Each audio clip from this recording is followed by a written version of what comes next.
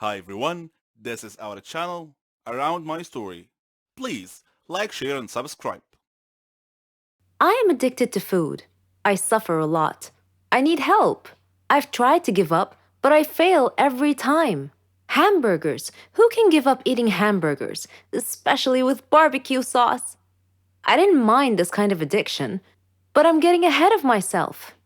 Let me begin by introducing myself.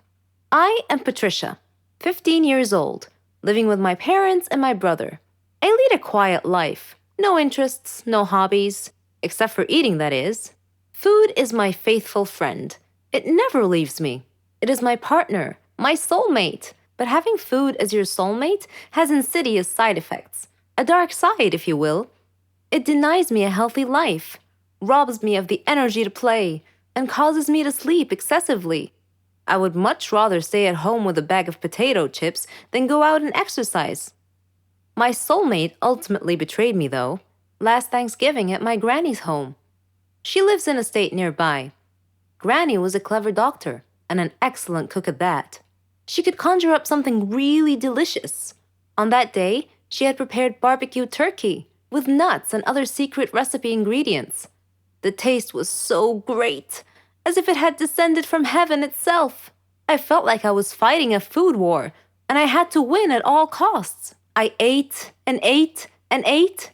I don't know why, but I just couldn't control myself. I attacked that turkey like it was the last on the planet. But every culinary war with a worthy adversary, such as the barbecued turkey, has its own unique type of casualties. Suddenly, I found myself unable to breathe. I fell to my knees and passed out. The turkey had won. I woke up later in the hospital, though, still clinging to an unfinished turkey leg. The doctor told me that I was gaining way too much weight. He said that I should be put on a diet. Diet? Man, how I hated that word. It hung over my head like the sword of Damocles. It meant depriving me of my passion, my reason for living. I considered eating vegetables in small amounts to be the worst form of cruel and unusual punishment, the worst form of torture imaginable.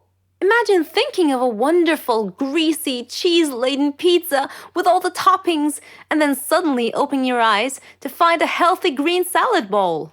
But I had reached a turning point in life. One day, my brother was playing on the street, while I was sitting at home gazing longingly at a tempting piece of cheesecake, just sitting there, taunting, daring me to eat it. I struggled mightily to resist the urge, but in the end I succumbed and wolfed it down like a starving animal. Shortly afterwards, I began feeling dizzy, but I was unable to call for help this time, and then I passed out again.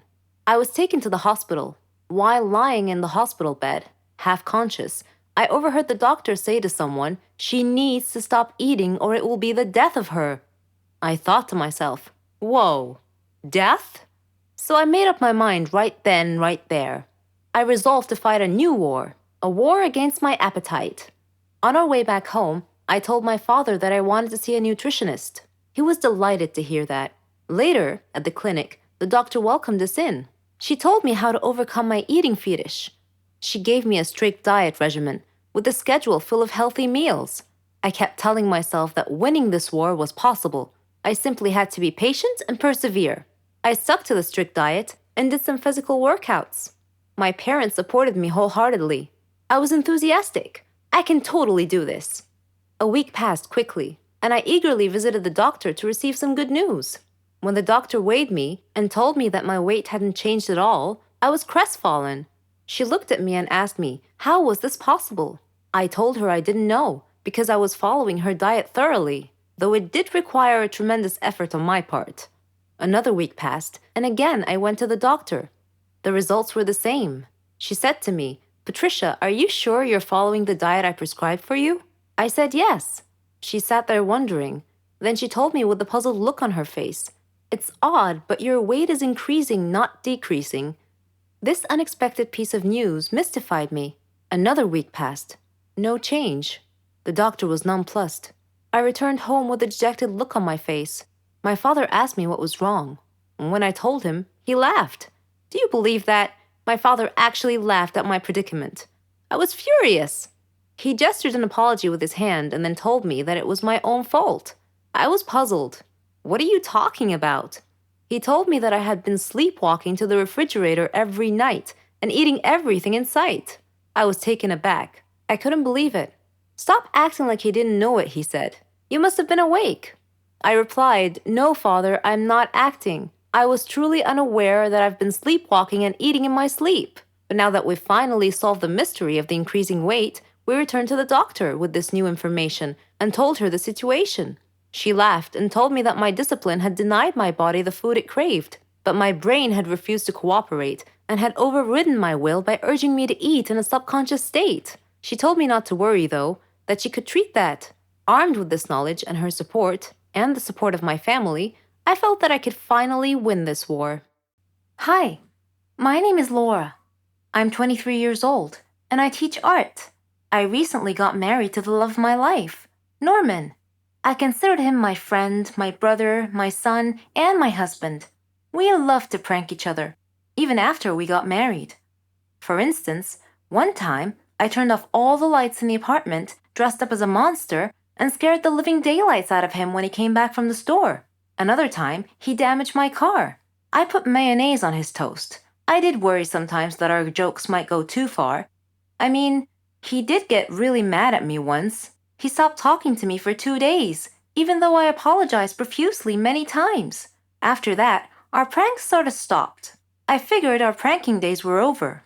About a month later, I returned home to find a letter on the floor. I opened it and read it. If you don't pay us 100,000 by Friday, we will kill Norman. I smiled. Norman was pranking me again. When he returned home, I hugged him and showed him his prank letter.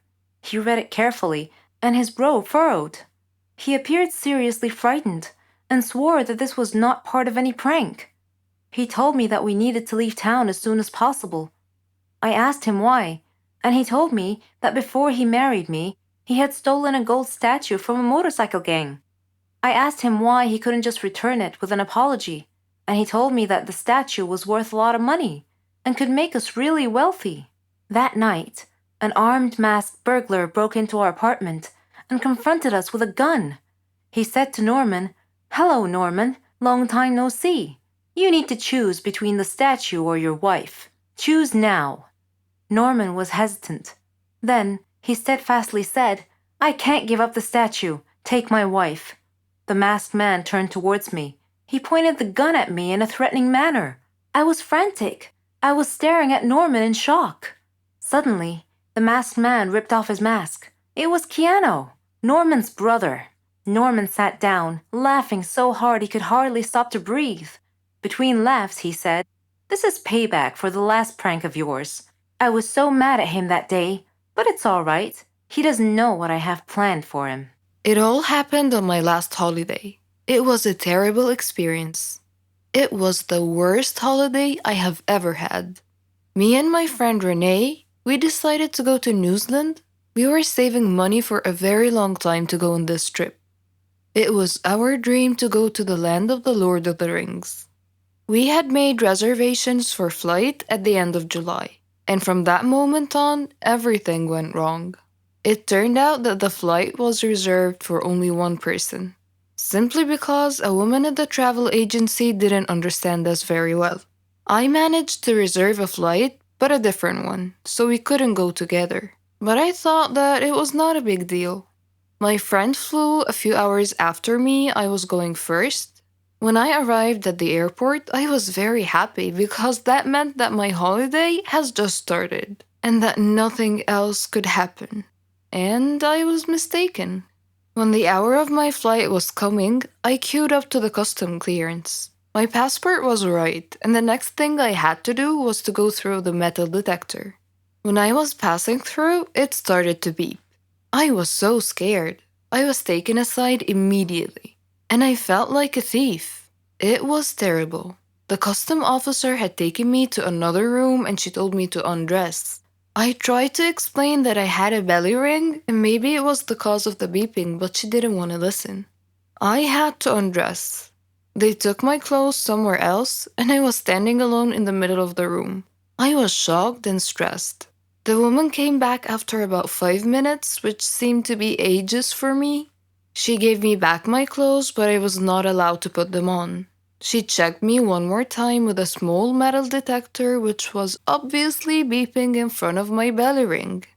Of course, the custom officials went through all of my things, but they didn't find anything.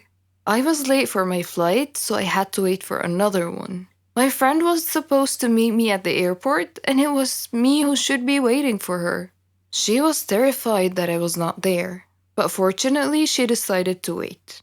After that horrible flight, we met at the airport and we went to our hostel. It turned out that we expected something different, but it was not that bad, and we were too tired to look for something else.